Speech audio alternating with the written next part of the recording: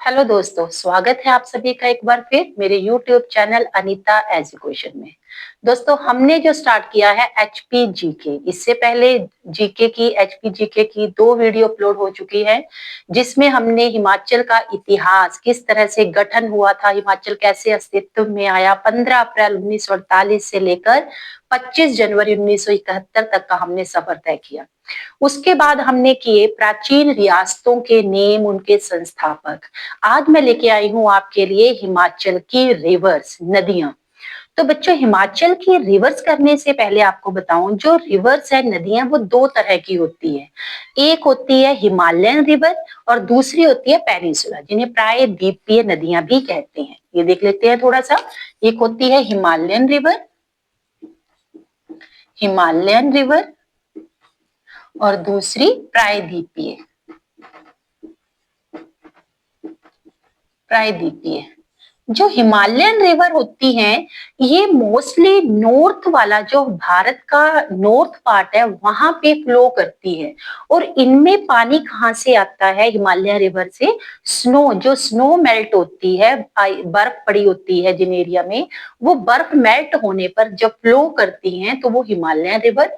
और प्रायद्वीपीय, प्रायद्वीपीय मतलब पेनिसुला, जिसका मतलब भी क्या होता है कि 3 साइड से पानी से घिरा हुआ होना। ये 3 साइड से पानी से घिरा हुआ होता है। और इन नदियों में जो पानी आता है, वो कहाँ से आता है? रेन वाटर, बारिश से, वर्षा का पानी होता है इनमें। तो हिमालयन रिवर और प्रायद्वीपीय। तो हम बात करेंगे हिमाचल की प्रमुख नदियां। तो जो हिमाचल में नदियां बहती हैं, वो मैक्सिमम कौन सी होती है? हिमालयन रिवर होती है। क्योंकि हिमाचल में ज्यादा बर्फ पड़ती है, तो बर्फ के मेल्ट होने से जो पानी बहता है वो नदियों में चले जाता है, तो हिमालयन रिवर होती है। तो हिमाचल की जो प्रमुख नदियां हैं, आज मैं बताऊंगी हिमाचल की प्रमुख नदियां, उनके संस्कृत नेम और वैदिक नेम। फिर हम वन बाय वन करके वो रिवर्स कहाँ फ्लो करती हैं, कितना एरिया वो कवर करती हैं, उनमें जल ग्रहण क्षमता कितनी है, और कौन कौन से डिस्ट्रिक्ट में फ्लो करती है, वो भी हम वन बाय वन देखेंगे, डीपली करेंगे। बेटा, नदियों के बारे में भी एचपी के जितने भी एग्जाम होते हैं, नदियों के बारे में जरूर क्वेश्चन आता ही आता है। तो हिमाचल में मुख्य रूप से, वैसे छोटी बड़ी बहुत सारी नदियां हैं, तो वो सहायक नदियां होती हैं, लेकिन जो मुख्य मेनली रिवर है, वो हिमाचल की है 5 नदियां। तो उनके बारे में हम पढ़ेंगे। सबसे पहले है सतलुज रिवर। सतलुज, इन रिवर के बारे में आपको डिटेल में भी वन बाय वन में बताऊंगी। सतलुज रिवर सबसे पहले है हमारी सतलुज रिवर। जो सतलुज रिवर है, इसका जो संस्कृत नाम है वो है शतुद्री। शतुद्री, शतुद्री इसका संस्कृत नाम है, और वैदिक नाम है स्तुद्री। स्तुद्र भी बोल देते हैं, स्तुद्री भी बोल देते हैं, सुतुद्री। ठीक है, वैदिक नेम और संस्कृत नेम। संस्कृत नेम भी इसका क्या है? सतलुज। इसका जो ओरिजिन है वो भी हम आपको डिटेल में बताएंगे अभी। सतलुज का संस्कृत नेम स्तुद्री, वैदिक नेम स्तुतर। और दूसरी है ब्यास।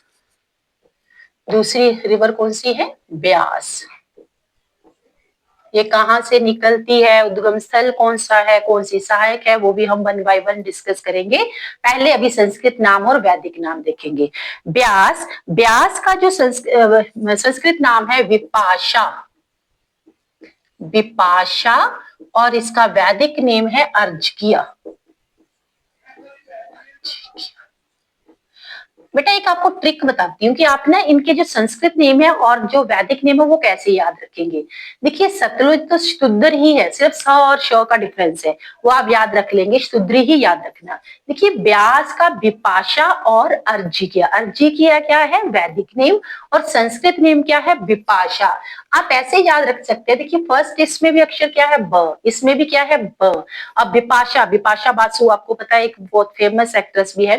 तो विपाशा ने अर्ज किया। अर्ज किया मतलब कहना। विपाशा ने अर्ज किया, इकट्ठा आ गया ना, ब से आपको याद रखेगा। विपाशा ने अर्ज किया, किसकी है ये? ब्यास की। संस्कृत और वैदिक नेम, विपाशा ने अर्ज किया। नेक्स्ट है रावी। रावी, तीसरी रिवर कौन सी है? रावी।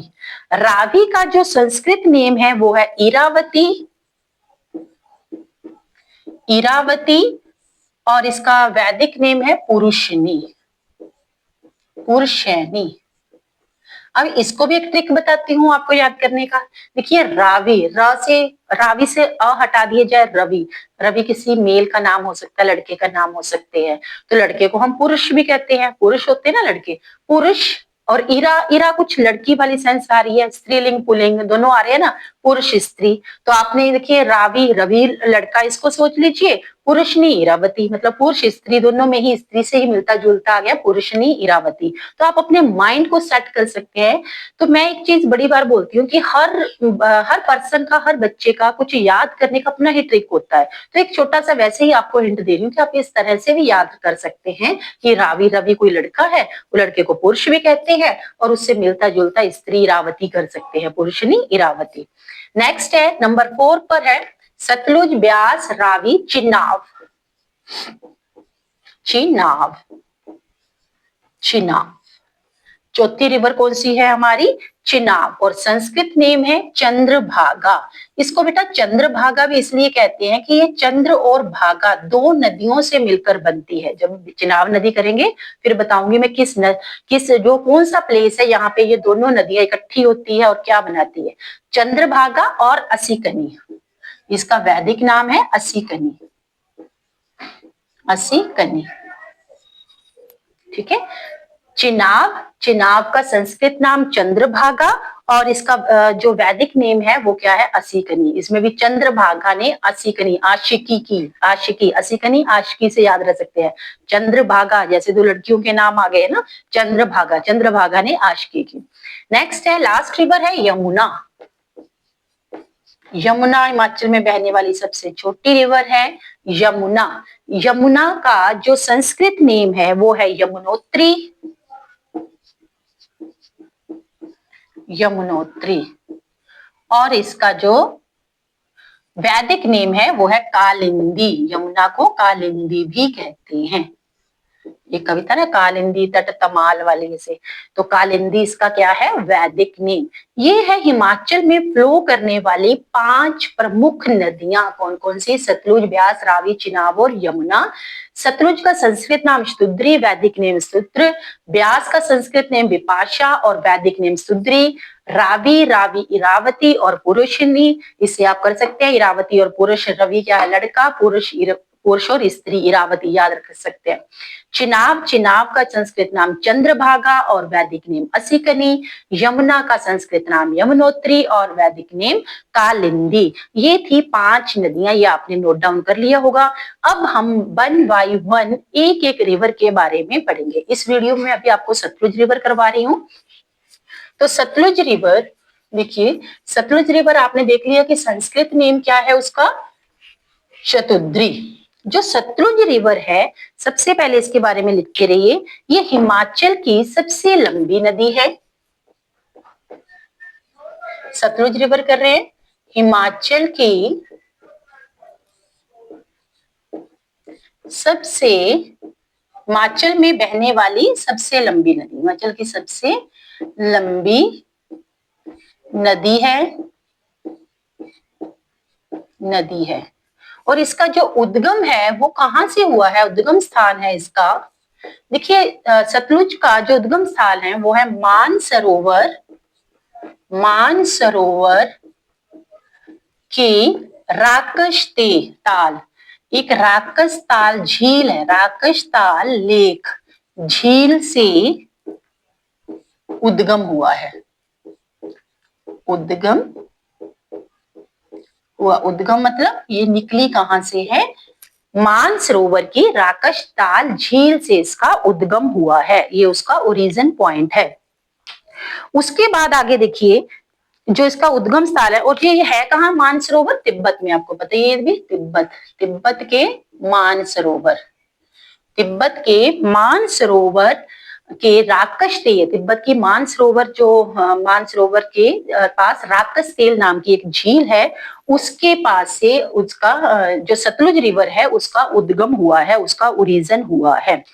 और उसके बाद है बेटा, इसकी जो एंट्री है हिमाचल में वो कहाँ से होती है? देखिए ये हिमाचल में प्रवेश करती है, हिमाचल में प्रवेश किन्नौर, जो किन्नौर डिस्ट्रिक्ट है, किन्नौर के शिपकी दर्रा, किन्नौर शिपकी दर्रा, किन्नौर के शिपकी दर्रा से ये हिमाचल में प्रवेश करती है।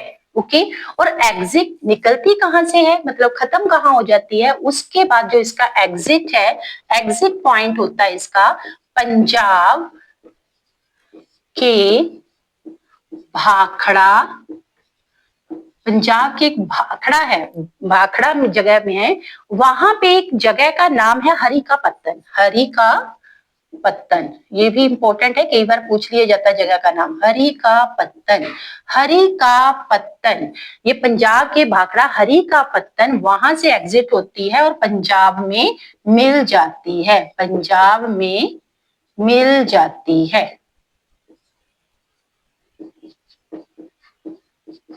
ठीक है, भाखड़ा से, ये भाखड़ा में हरी का पत्तन जगह है, वहां से एग्जिट होके कहा मिल जाती है आगे जाके, ये पंजाब में, और हिमाचल में प्रवेश कहां से करती है, किन्नौर के शिपकी दर्रा से। ओके, अब आगे है बेटा इसकी कुल लेंथ, जो इसकी कुल लेंथ है, कुल लंबाई है सतलुज की, वो है 1448 किलोमीटर, कई बार इसको 1500 भी लिख देते हैं, 1500 किलोमीटर, ठीक है टोटल। लेकिन जो हिमाचल में ये फ्लो करती है, हिमाचल में इसकी लंबाई है, हिमाचल में जो लंबाई है वो है इसकी 320 किलोमीटर, 320 किलोमीटर, 320 किलोमीटर ये हिमाचल में फ्लो करती है। ठीक है, कितना फ्लो करती है, 320 किलोमीटर, हिमाचल की सबसे लंबी ये रिवर है, और इसकी जल ग्रहण जो क्षमता है, जल ग्रहण क्षमता वो कितनी है, 20,000, 20,000, 20,000 वर्ग किलोमीटर इसकी जल ग्रहण क्षमता है। ओके, अभी और भी है, पहले इसको देख लेते हैं। हिमाचल की ये सबसे लंबी नदी है, उद्गम कहां से है, मानसरोवर की राकशत्याल झील से उद्गम हुआ है, तिब्बत में है ये जगह। हिमाचल में ये प्रवेश कहां से करती है, किन्नौर के शिपकी दर्रा से, और एग्जिट कहां से कर जाती है, भाखड़ा में हरी का पत्तन जगह है, वहां से ये एग्जिट करती है, हिमाचल को मतलब छोड़ देती है और पंजाब में मिल जाती है। इसकी कुल लेंथ है 1448 किलोमीटर, और हिमाचल में ये फ्लो करती है 320 किलोमीटर, जल ग्रहण क्षमता है 20,000 वर्ग किलोमीटर। ये इसके बारे में था। आगे और इसके बारे में कुछ आपको बताती हूँ। ये जो इसका बहाव है ना बेटा, जो इसका बहाव है, जो बहती है, ये बहती है दक्षिण से